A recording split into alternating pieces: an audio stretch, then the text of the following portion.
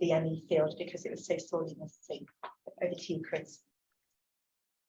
Not entirely missing. We have great geneticists in the room who've done ME genetics research before us. I just also want to say thank you to the Decode ME team who are working in these buildings and not with us today because they're working, because they're answering emails and phone calls. And that's important to not just to recognize them, to recognize all the millions of people who are missing from every meeting on ME that I'm part of. We are going to welcome everyone using that arrow.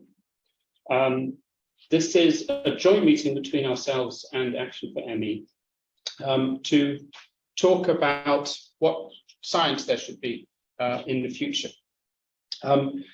Where do we start with that? We start with lived experience. We start with the PSP, the Priority Setting Partnership. It would be wrong, but quite natural and normal for a scientist to just say, okay, I'm just going to do the science that I wish to do.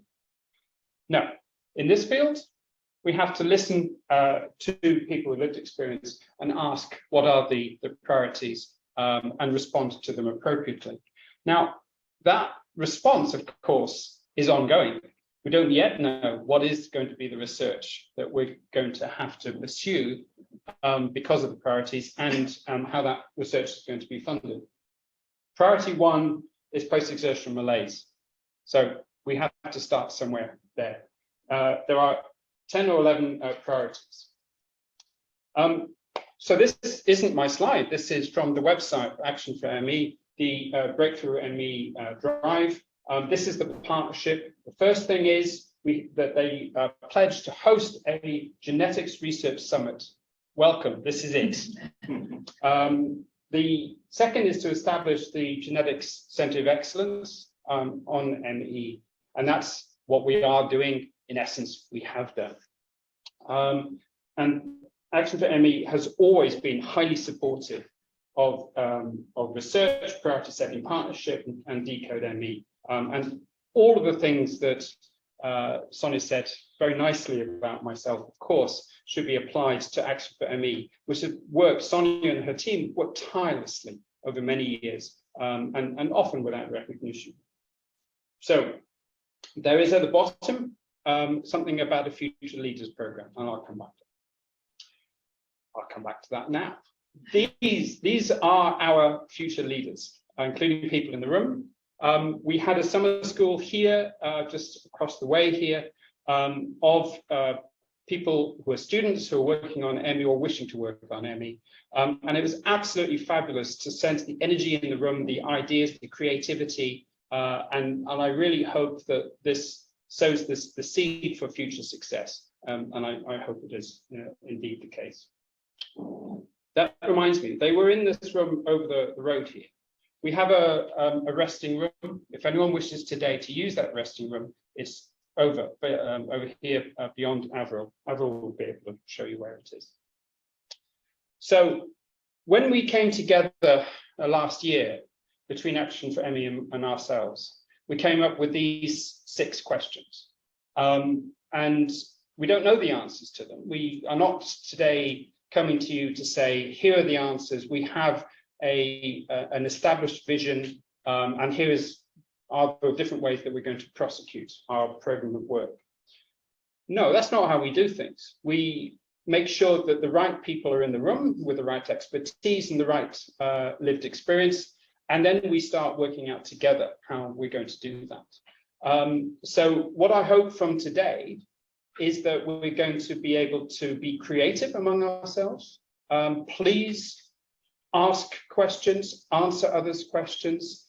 And I always say this, I said this in the room yesterday to a room full of scientists, please ask the stupid questions, because they are the most important. The ones that you think, oh, I'm not going to answer that, because what's the guy mean by gene, genetics, DNA? No, this is part of our communication. There's much jargon that I will use and you'll shake your head and go, I'm not going to ask that question. Please do ask that question. And I'll ask questions of others too. So you'll see what these are. How do we build infrastructure? how do we build capacity for the future? This needs to be funded. How can we use what we already have to best advantage? What are the opportunities that come from other aspects? Long COVID is the key one, but it's not the only one. And then others. This isn't just about people in the room. This is about expertise that exists elsewhere. So, for example, if it is to, and we'll hear about some research findings later, if it is the case that the immune system, mitochondrial system or nervous system is the basis, or the dysfunction of those systems is the basis to ME, then who can we bring on board? Who are the experts in those areas? And it's great to have immunologists and others in the room. I love this quote. So a centre of excellence, let me be clear, is not for us in Edinburgh to garner all of the money, to do all of the science, to build walls. It's none of those things. It is to work with others without competition. And if someone comes to me and says, Chris, I really don't know what you're talking about, because actually years ago you were a physicist, right? So really you know about physics maybe, but you don't know about immunology. I pledge to you, I'll listen, because we need to work together, and different expertise come together. The synergies that will be created will be vast. So that's really all I have to say today at the top end of this, just to introduce why we're here as far as I'm concerned and what the opportunities are. There are going to be workshops this afternoon, one of which I'm very happy to lead, but that is only to make sure that everyone has a say. Good, and I'm going to go straight in to our first speaker.